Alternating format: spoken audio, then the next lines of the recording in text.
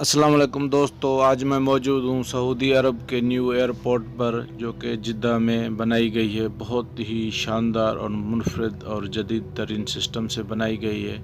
उसके अंदर एक बहुत बड़ा पानी का टैंक बनाया गया है, जिसमें आप देख सकते हैं शार्क फिश और दूसरी फ़िश, और एक अंदर पहाड़ बनाया गया है।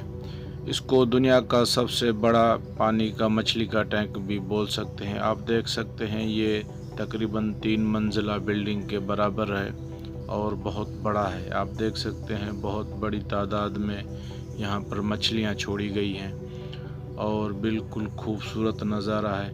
इस एयरपोर्ट को बिल्कुल जदीद तरीन दुबई और अमेरिका की निस्बत से बनाया गया है, जो कि अभी स्टार्ट हो गया है। यहाँ पर रेलवे स्टेशन और एयरपोर्ट दोनों एक साथ ही एक बड़ा सिस्टम के साथ बनाया गया है और यहाँ पर जो है आपको हर फैसिलिटीज़ मिलेगी। पार्किंग का सिस्टम निज़ाम बहुत बड़ा बनाया गया है, जहाँ लाखों गाड़ियाँ खड़ी हो सकती हैं।